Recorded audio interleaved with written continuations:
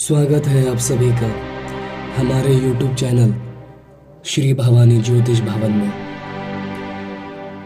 आज का ये वीडियो 10 महाविद्या में दूसरी महाविद्या माता तारा के बारे में है और कृपया कर इस वीडियो को पूरा देखें। तो चलिए बिना समय व्यतीत किए अपने विषय पर आते हैं।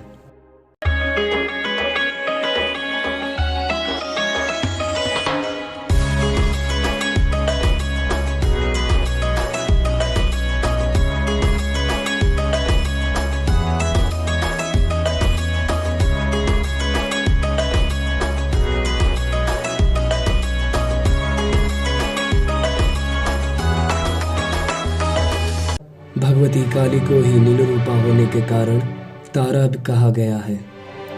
वचनांतर से तारा नाम का रहस्य यह भी है कि ये सर्वदा मोक्ष देने वाली, तारने वाली है, इसलिए इन्हें तारा कहा जाता है।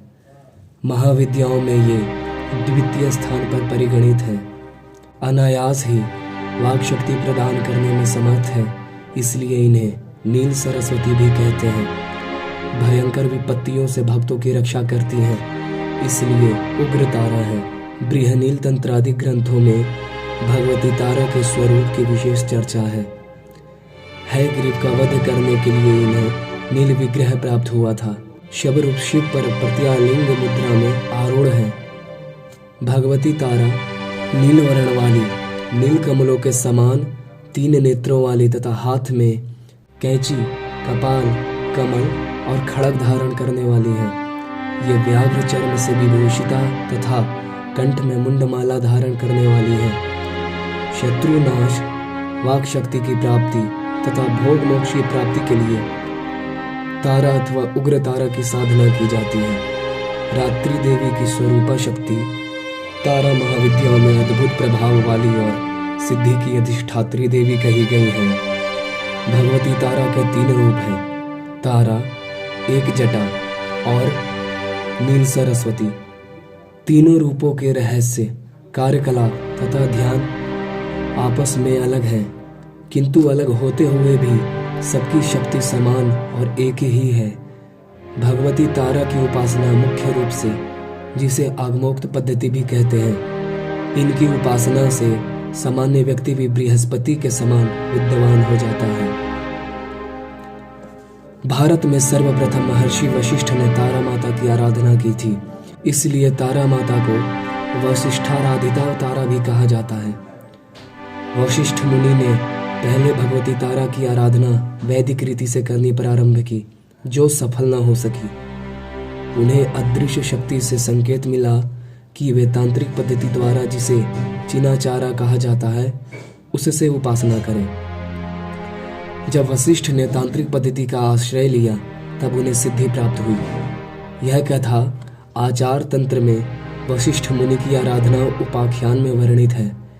इसे यह सिद्ध होता है कि पहले चीन, तिब्बत, लद्दाख आदि में तारा की उपासना प्रचलित थी।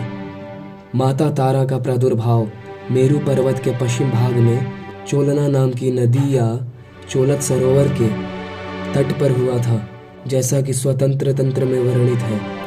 नेरोः पक्षिम कूलेनु चोत्रताख्यो हृदो महान तत्र जज्ञे स्वयं तारा देवी नील सरस्वती।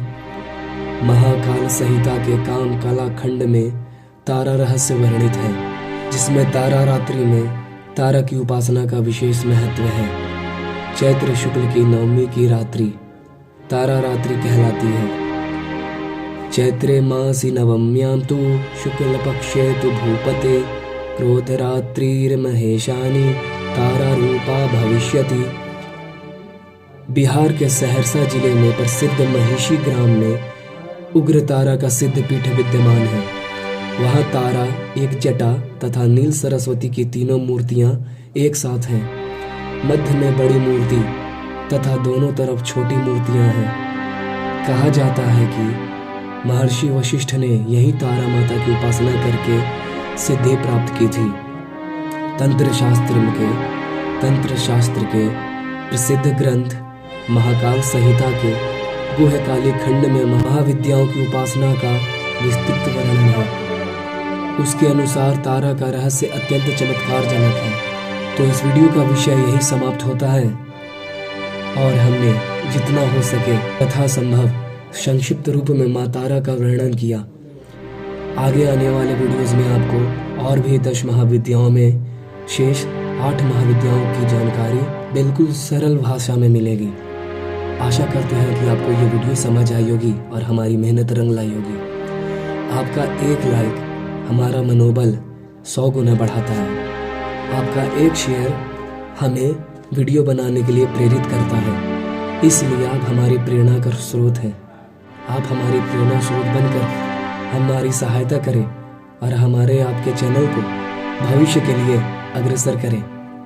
हमारे बाकी वीडियोस को देखने के लिए नीचे डिस्क्रिप्शन में दिए गए लिंक पर जाएं या हमारे वीडियो सेक्शन में वहां जाकर आप सारे वीडियोस को देख सकते हैं। जय मां तारा।